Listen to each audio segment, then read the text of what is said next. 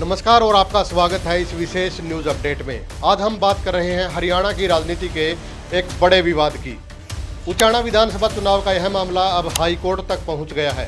कांग्रेस के पूर्व सांसद बृजेंद्र सिंह बीजेपी के विधायक देवेंद्र चतुर्भुज अत्री को चुनौती दे रहे हैं। जीत का अंतर सिर्फ 32 वोट का था। क्या यह चुनावी नतीजा बदल सकता है? आइए पूरी कहानी समझते हैं। सबसे पहले थोड़ा पीछे चलते हैं ताकि आपको समझ में आ जाए। 2024 के हरियाणा विधानसभा चुनाव में उचाना सीट पर जबरदस्त टक्कर थी। कई उम्मीदवार मैदान में थे, लेकिन मुख्यतः लड़ाई बृजेंद्र सिंह और देवेंद्र अत्री के बीच रही। देवेंद्र अत्री ने बीजेपी की तरफ से चुनाव लड़ा, नतीजे आए और अत्री जीत गए, लेकिन अंतर सिर्फ 32 वोट का था। पूरे हरियाणा और पूरे देश में चर्चा हुई। यह बहुत कम मार्जिन है। इसके अलावा कुल 1377 डाक मतपत्र आए थे। इनमें से 215 को रिजेक्ट कर दिया गया। बृजेंद्र सिंह का दावा है कि इन रिजेक्ट वोटों की वजह से उनका हक मारा गया है। वे कहते हैं कानून के मुताबिक जब रिजेक्ट वोटों की संख्या जीत हार के अंतर से ज़्यादा हो तो इनकी दोबारा जांच होनी चाहिए। यहाँ ऐसा नहीं हुआ और यही विवाद की जड़ है। अब बात करते हैं अदालती कार्रवाई की। बृजेंद्र सिंह ने पंजाब एवं हरियाणा हाईकोर्ट में याचिका दायर की हुई है।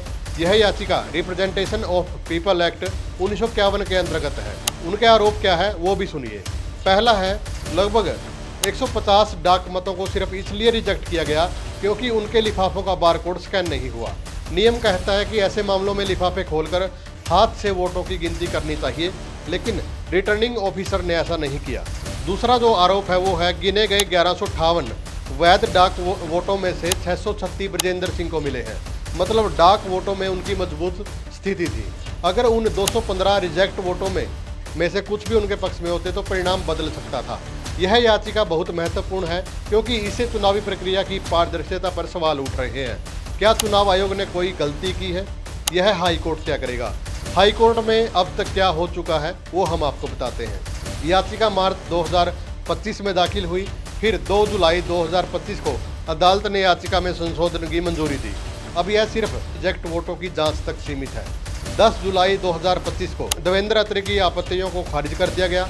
अदालत ने कहा कि यह मामला प्राथमिकता पर सुना जाएगा। 26 अगस्त 2025 को विस्तृत सुनवाई हुई। जजों ने संकेत दिया कि यह चुनाव याचिका इतिहास की सबसे तेजी से निपटने वाली हो सकती है।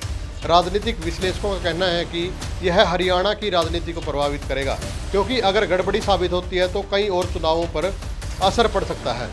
अब अगली सुनवाई 1 सितंबर 2025 को है। इस दिन अदालत 215 रिजेक्ट वोटों की दोबारा से गणना की आदेश दे सकता है।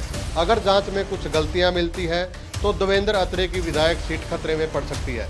यह मामला सिर्फ उचाना तक सीमित नहीं है, यह पूरे देश के चुनावी सिस्टम को प्रभावित कर सकता है। क्या न्याय मिलेगा? क्या परिणाम बदलेगा? नजरें 1 सितंबर पर टिकी हैं। हरियाणा की राजनीति में यह एक निर्णायक मोड़ हो सकता है। तो दोस्तों, यह थी उचाना चुनाव याचिका की पूरी कहानी। 32 वोटों का अंतर और 215 रिजेक्ट वोटों का रहस्य अब अदालत सुलझाएगी। आपके विचार हमें कमेंट में बताएं। जय हिंद।